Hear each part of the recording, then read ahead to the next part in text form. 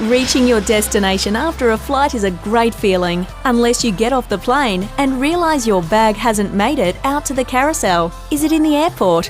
Where you took off from? On holiday somewhere else? To figure that out, the first thing you should do is talk to someone from the Jetstar team. We'll help you file a property irregularity report so you can describe your baggage and let us know your flight details. Once we have that, the search is on.